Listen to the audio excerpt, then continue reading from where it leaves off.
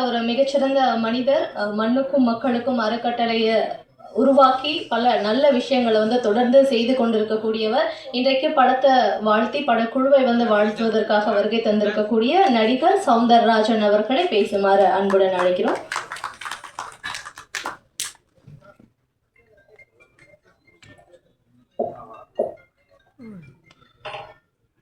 மண்ணுக்கும் மக்களுக்கும் வணக்கம். மேடையில் அமர்ந்திருக்கும் திரையுலக ஜாம்பவான்களுக்கும் புது கலைஞர்களுக்கும் பத்திரிகை மீடியா உறவுகளுக்கும் சிறப்பு வணக்கம்.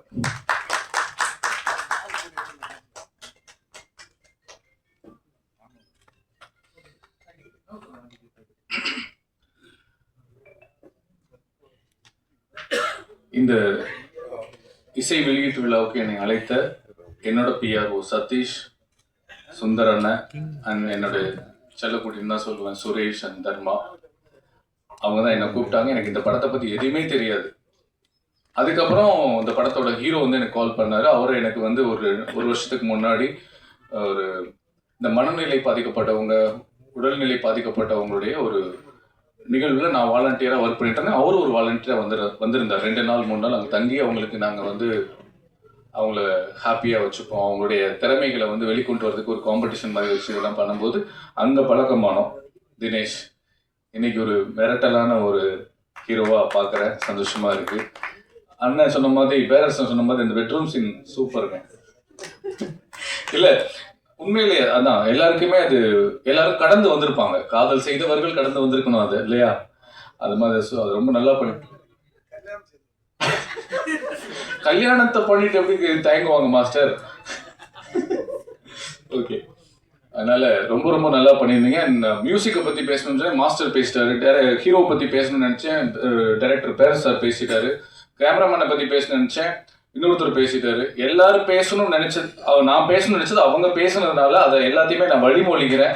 அந்த அளவுக்கு உங்களுக்கு திறமை இருக்கு, பேச்சுக்காக இல்லை, இன்க்ளூடிங் அந்த ஆர்டிஸ்ட் ஆனந்த பாண்டியன் எல்லாருக்குமே என்னுடைய மனமார்ந்த வாழ்த்துக்கள். இந்த படத்தில் ஒர்க் பண்ணேன். அண்ட் அதை தாண்டி இங்கே ஒரு சந்தோஷமான நிகழ்வு என்னன்னா, ஒவ்வொருத்தரும் வரவங்க எல்லாரையும் பாராட்டுறாங்க. கணேஷ் சாரா இருக்கட்டும், கசாலி சாரா இருக்கட்டும், மாஸ்டரா இருக்கட்டும், சம்பத்தண்ணனா இருக்கட்டும், சுபாஷ் அண்ணன், எல்லாருமே. சுபாஷ் அண்ணனை நான் ஒரு போராட்ட காலத்துல தான் முதல்ல சந்திக்கிறேன். இவர் பத்திரிகை நிருபரா தெரியும். ஒரு போராட்ட காலத்துல நானு அண்ணன் டிராபிக் ராமசாமி என்னென்ன நாங்கள் எல்லாமே சேர்ந்து ஒரு போராட்டத்தில் போலீஸ் எதிர்த்து பயங்கரமாக கோஷம் போட்டுட்டு இருக்கோம். அப்போதான் அண்ணன் ரொம்ப என் மனசுக்குள்ள நெருங்கி வந்தார். ஸோ ஒருத்தருக்கு ஒருத்தர் மாறி மாறி அந்த பாராட்டுக்களை இந்த பத்திரிகை முன்னாடி, கேமரா முன்னாடி சொல்லும்போது உண்மையிலேயே மன நிறைவாக இருக்கும். எனக்கு நிறைய படங்கள் நான் பண்ணுறதில்லை, இந்த ஜெகமே தந்திரத்துக்கு அப்புறம் படங்கள் பண்ணுறதில்லை. அதுக்கு காரணங்கள் சில உண்டு. ஆனால் நான் நடிகனா உணர்ற இடம் இந்த பிரசாத் லேப் மட்டும்தான். நீங்க மட்டும்தான் உங்க முன்னாடி ஒரு குட் ஆக்டர்னு பேர் வாங்கணுன்றது மட்டும்தான் எனக்கு ஆசையா இருக்கும். அஃப்கோர்ஸ் ஆடியன்ஸ் கைத்தட்டுறது வேற, உங்களை மாதிரி கிரிட்டிக்ஸ், உங்களை மாதிரி பத்திரிகையாளர்கள் தம்பி ஒரு படம் பார்த்தேன் நல்லா இருக்குன்னு சொல்றது கேட்கறதுக்கு, பேப்பர்ல பாக்குறதுக்கு தான் எனக்கு ரொம்ப ஆர்வமா இருக்கு. இந்த இடத்துக்கு வர்றதுக்கு, இந்த கேமரா முன்னாடி இந்த ஃபிளாஷ் மோட நிக்கிறதுக்கு அவ்வளவு சந்தோஷமா இருக்கும். அதெல்லாம் தாண்டி இப்போ ஒரு படத்துக்கு மற்றவங்களை பாராட்டும் அந்த குணம் உண்மையிலே இந்த எல்லாருக்குமே சூப்பரா இருந்தது. இந்த பாசிட்டிவிட்டி, இந்த வைப்னு சொல்லுவாங்களே, இது ரொம்ப அழகா இருக்கு. இந்த வைப், ஒட்டுமொத்த வைப்பும் உங்க படத்துக்கு மிகப்பெரிய ஒரு பிளெஸிங்ஸ் அப்படின்னு நான் சொல்லுவேன். யாது மாதிரியான டீமுக்கு பிளெஸிங் சொல்லுவேன். அண்ட் என்னோட அண்ணன் நண்பர் அப்புக்குட்டி, அவரை பத்தி நான் சொல்லியே ஆகணும். சுந்தரபாண்டியிலேருந்து நாங்கள் ஒன்னா நடிச்சு பழகி உறவுகளா வளர்ந்துட்டு இருக்கோம். இப்போ நானும் அண்ணனும் ஒரு படம் பண்ணியிருக்கோம், சாயாவனம் சொல்லிட்டு, செப்டம்பர்ல ரிலீஸ் ஆக போகுது. 2 பேருமே நடிச்சிருக்கோம். சூப்பரா மிரட்டி இருக்காரு அண்ணன்.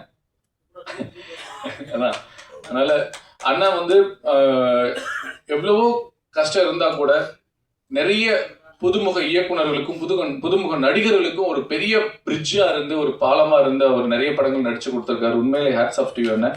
வாழ்த்துக்கள். தினேஷ், மறுபடியும் இந்த படத்துல ஒர்க் பண்ண எல்லா டெக்னீஷியன்ஸ்க்கும் என்னுடைய மனமார்ந்த வாழ்த்துக்கள். அண்ட் இதை நான் ஒரு விஷயம் தான் பேசிட்டு போகணும்னு நினைச்சேன்.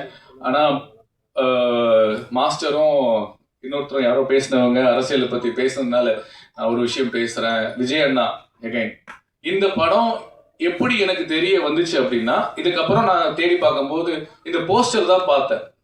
இந்த மாதிரி இலவசமே இருக்கக்கூடாது, தமிழக முதல்வர் ஆணை அப்படின்னு சொல்லி போட்டு எனக்கு பயங்கரமா, அதாவது விஜய் விஜய்னு சொல்லி போட்டிருந்தார் அந்த நியூஸ். எனக்கு கட்டிங் வந்து எனக்கு சரியா இப்ப ஞாபகம் இல்லை, பதட்டத்துல.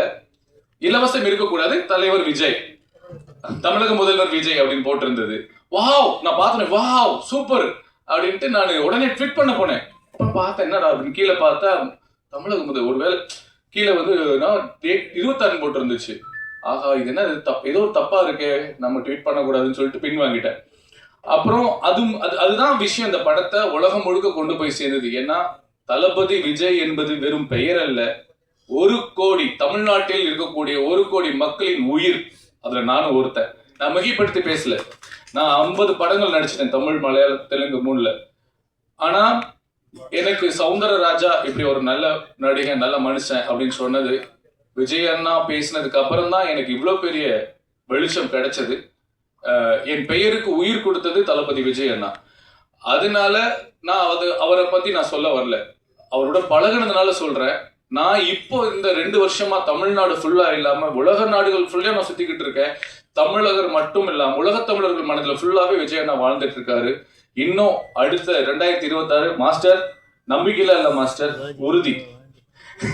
சோ 8 கோடி மக்கள் மனதிலும் இருக்கக்கூடிய உயிர் தான் எங்கள் தளபதி விஜய். சோ அந்த இலவசம் என்பது எனக்கும் பிடிக்காது. இலவசத்தை கொடுத்து கொடுத்து நிறைய சோம்பேறித்தனம் பண்ணி வச்சுட்டாங்க. கல்வி, மருத்துவம், விவசாயம், இந்த பேசிக் நீட்ஸ்க்கு மட்டும் இலவசம் இல்லாம ஊக்கத்தொகையா இருக்கணும்னு ஆசைப்படுறேன். இது என்னுடைய பர்சனலா இருந்தது. அது விஜய் அண்ணா பாயிண்ட் ஆஃப் வியூல இவர் சொன்னது எனக்கு ரொம்ப ரொம்ப கனெக்டா இருந்தது. கோபி டைரக்டர் சொன்னது எனக்கு ரொம்ப, அப்ப யோசிச்சு பாருங்க, இன்னைக்கு இருக்க யங்ஸ்டர்ஸ்க்கு எல்லாமே அந்த இடத்துக்கு வந்துட்டாங்க, ஒரு மாற்றத்தை விரும்பி வந்துட்டாங்க, அதை துணிச்சலா சொல்றதுக்கு துணிச்சலா செய்யறதுக்கு வந்துட்டாங்க. ஏன்னா நான் உங்களுக்கு முன்னாடியே போட்டேன் தலைவா, நான் 2024 போட்டேன், முதலமைச்சர் போட்டுட்டு என் வீட்டுல இருக்கு, நான் வெளியேற்றல. என் நண்பர் சொன்னார் வேணாண்டா போடாது, அது நாகரிகமா இருக்காதுன்னு சொன்னதுனால நான் வெளியே போடல. 2024 காலண்டர் நான் முதலமைச்சர் அடிச்சு நான் எல்லாருக்குமே கொடுத்துட்டேன், என்னுடைய சொந்த பந்தத்துக்கு. ஸோ அதில் நான் உங்களை விட சீனியர், நான் பெருமைப்பட்டுக்கிறேன். ஸோ நீங்கள் தைரியமாக நீங்கள் வந்து உங்கள் படத்தில் வச்சு அதை வெளிப்படையாக போட்டு அதை ரொம்ப ட்ரெண்ட் பண்ணது ரொம்ப ரொம்ப நல்லா இருந்தது. அது ஒரு நல்ல விஷயத்துக்காக. ஸோ இதெல்லாம் பேசும்போது ஒரு சின்ன கோபமும் வருது, இங்கே பதிவு பண்ண வேண்டிய கட்டாயம் இருக்கு. கலையும் அரசியலும் இல்லாமல் எந்த ஒரு மனிதனின் வாழ்க்கையும் முழுமையடையாது. அரசியல் பேசாதப்பா, இது ஆடியோ லஞ்ச் அப்படின்னா எப்படி, கலை பேசாதப்பா, இது பொது இடத்துல கலை பேசாதப்பா, அப்படிலாம் கிடையாது. ஒவ்வொரு மனிதனின் வாழ்க்கையிலும் அவனுடைய முழுமை, கலையும் அரசியலும் இல்லாமல் முழுமை அடையாது. அப்புறம் எப்படி நாங்கள் அரசியல் பேசாம இருக்க முடியும்? ஸோ நேற்று பாருங்க, ஒரு லாக்அப் டெத்ல செத்து போன அஜித் குமாரோட தம்பிக்காக, அவனுடைய நீதிக்காக தமிழக வெற்றி கழக தலைவர் எங்கள் தளபதி விஜய் அவர்கள் போராட்டத்தை வந்து பண்ணணும்னு சொல்லி கவர்மெண்ட் கிட்ட பர்மிஷன் வாங்கி இருக்காங்க. இதுவரைக்கும் எந்த கட்சிகளுக்கும் போடப்படாத கண்டிஷன்கள், கட்டுப்பாடுகள், விதிமுறைகள் காவல்துறை வந்து விதிக்கிறாங்க. எனக்கு காவல்துறையை பார்த்தா எனக்கு எப்பவுமே ஒரு பெரிய பாவமாகவும் இருக்கும், கோபமாகவும் வரும். ஏன்னா எந்த கட்சி ஆட்சி வந்தாலும் அந்த ஆட்சி தலைவர்கள் தான் அந்த உள்துறை அமைச்சராக இருப்பாங்க, அவங்க தான் காவல்துறை கீழே வச்சிருப்பாங்க. எடுத்துக்காட்டுக்கு இப்போ கலைஞர் ஐயா முதலமைச்சராக இருந்தாங்கன்னா அன்னைக்கு வந்து ஜெயலலிதா அம்மா வஞ்சிக்கப்படுவாங்க. எந்த காவல்துறைக்கோ அதே காவல்துறை போது அவங்கள போய் அரெஸ்ட் பண்ணும். என்ன சொன்ன அப்போ காவல்துறை யார் கேட்டு வேலை செய்துங்க?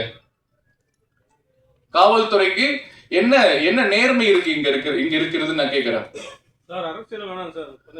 இல்ல இது அதுதாங்க, அரசியல் இல்லாம முழுமை அடையாதுன்னு சொல்ல வரேன் நானு. இத திருப்பி அரசியலை பத்தியே பேசிட்டு இருக்கீங்க நீங்க, விஜயோட கிடையாது. ஓகே, இருந்தாலும் நீங்க எவ்வளவு இந்த மாதிரி அடக்குமுறைகளை கொடுத்தாலும் எங்களை தமிழக வெற்றி கழகத்தையும் தமிழக வெற்றி கழக தலைவர் விஜய் அவர்களையும் எங்களுடைய தோழர்களையும் நீங்க அடக்கினாலும் மீண்டும் மீண்டும் எழுவோம். நாங்கள் மக்களுக்காக மண்ணுக்காக உழைக்க வருவோம் என்பதை கூறி ஒரே ஒரு விஷயத்தை சொல்லிக்கிறேன். போராட்டம் பண்ணி மக்களுக்காக மண்ணுக்காக கம்யூனிஸ்ட் கட்சியும் சரி, இல்ல விடுதலை சிறுத்தைகள் கட்சிகள், நீங்க எல்லாருமே நல்லா தெரிஞ்சுக்கோங்க,